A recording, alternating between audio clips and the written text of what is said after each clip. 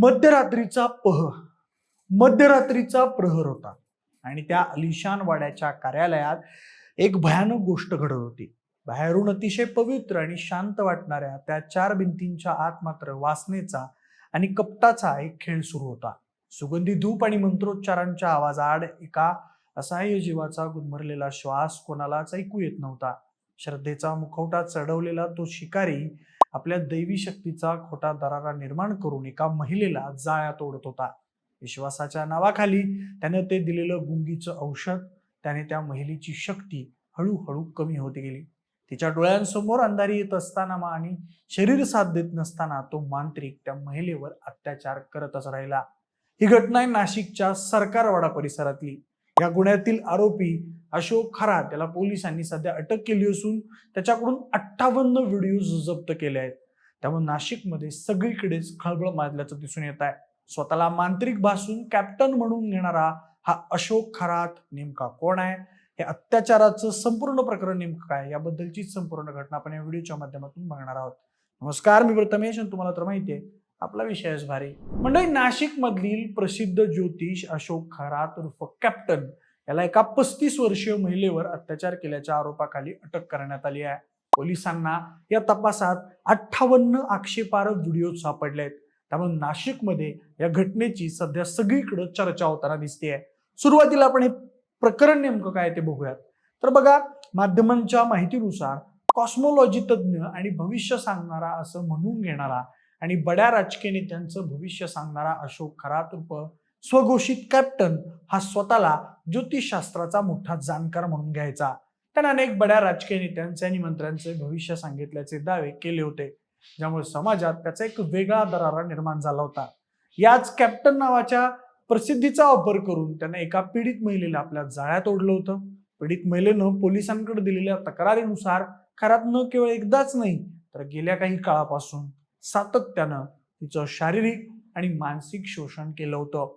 त्यानंतर त्याने पीडितेचा विश्वास संपादन करण्यासाठी सुरुवातीला तिला तिच्या आयुष्यातील संकट दूर करण्याचं सांगितलं आणि त्यानंतर तिचा गैरफायदा घेत तिच्यावर अत्याचार केले. त्यानंतर नाशिक गुन्हे शाखेच्या युनिट 1नं अत्यंत गोपनीय पद्धतीनं तपास करून या प्रकरणाचा छडा लावला आणि आज पहाटे 3 वाजता अशोक खरात यांच्या मुसक्या आवळल्या.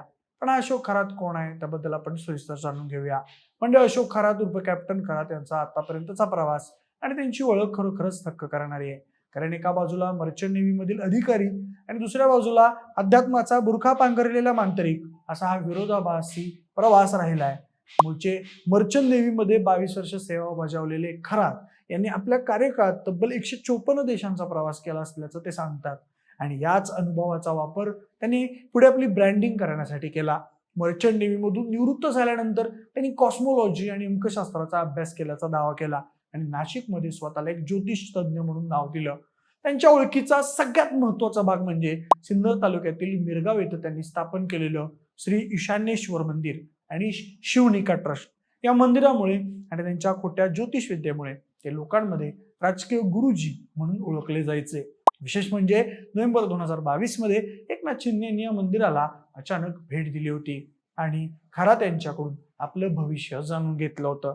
त्यानंतर या घटनेची मोठी चर्चा संपूर्ण महाराष्ट्रात रंगली होती. तेव्हापासूनच खरात हे खऱ्या अर्थानं प्रकाश झोतात आले. केवळ एकनाथ शिंदेच नाही तर राज्यातील अनेक बडे मंत्री, सेलिब्रिटी आणि उद्योजक आपल्या भविष्यातील संकटांवर उपाय शोधण्यासाठी खरात यांच्याकडे यायचे. त्यामधील धक्कादायक बाब म्हणजे ज्या शिवनिका ट्रस्टचे अशोक खरात अध्यक्ष आहेत, त्या ट्रस्टवर राज्य महिला आयोगाच्या अध्यक्षा रुपाली चाकणकर या देखील विश्वस्त असल्याचं बोललं जात आहे. म्हणूनच त्यांचा वावर अतिशय हाय प्रोफाईल वर्तुळात असायचा. त्यामुळे या प्रकरणाचे राजकीय धागेदोरे किती खोलवर आहेत हे स्पष्ट होत आहे. खरात यांनी केवळ अध्यात्मच नाही तर ओकस प्रॉपर्टी डीलर अँड डेव्हलपर्स या नावानं रिअल इस्टेटचा व्यवसाय सुरू केला होता आणि याच कार्यालयाचा वापर ते महिलांना जाळा तोडण्यासाठी करायचे. स्वतःला कॅप्टन म्हणून घेणारा हा माणूस प्रत्यक्षात ज्योतिष विद्येचा आणि आपल्या कथित दैवी शक्तीचा धाक दाखवून महिलांचं शोषण करत होता. हे आता समोर आलेल्या 58 आक्षेपार्ह व्हिडिओवरून स्पष्ट होत आहे. खरात हा स्वतःला राजकीय वर्तुळात वावरणारा व्यक्ती म्हणून मिरवायचा. त्यामुळे अनेक लोक त्याच्याकडे आपल्या समस्या घेऊन जायचे. त्याच ओळखीचा आणि प्रभावाचा वापर त्याने आपले गुन्हे लपवण्यासाठी आणि महिलांना घाबरवण्यासाठी केला. या अटकेनंतर नाशिकमध्ये खळबळ उडाली असून पोलिसांना आता असा संशय आहे की खरातच्या या ब्लॅकमेलिंगच्या जाळ्यात इतरही अनेक महिला अडकल्या असू शकतात, ज्या केवळ समाजात होणाऱ्या बदनामीमुळे समोर येण्यास घाबरत आहेत. एकीकडे कॉस्मॉलॉजीचा आधार घेण्याचा दावा करायचा आणि दुसरीकडे बंधुगिरीच्या जोरावर गुंगीचं औषध देऊन अत्याचार करायचा, असा हा अशोक खरात यांचा अत्यंत दुहेरी आणि भयानक चेहरा आज नाशिक पोलिसांच्या कारवाईमुळे जगासमोर आलाय.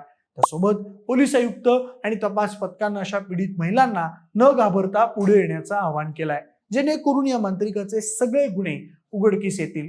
कायद्याच्या दृष्टीने हा केवळ अत्याचाराचा गुन्हा नसून IT ऍक्ट आणि जबरदस्तीने खंडणी मागण्यासारख्या गंभीर गुन्हा ठरतोय, ज्यामुळं अशोक खरातच्या अडचणीत मोठी वाढ झाली असून त्याला कठोर कारवाईला सामोरं जावं लागणार आहे. याच तपासादरम्यान पोलिसांना मिळालेल्या या व्हिडिओज काही नामांकित महिला आणि सेलिब्रिटीज संबंधित असल्याची माहिती वरिष्ठ अधिकाऱ्यांना दिली आहे. त्यानंतर पोलिसांकडून जप्त करण्यात आलेल्या व्हिडिओची सखोल तपासणी सुरू असून त्यामधून आणखी धक्कादायक बाब समोर येण्याची शक्यता व्यक्त केली जाते आहे.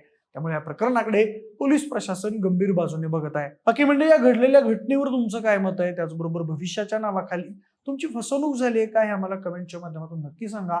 सोबतच आपल्या विशेष भारीच्या YouTube चॅनलला सबस्क्राईब करायला अजिबात विसरू नका. धन्यवाद.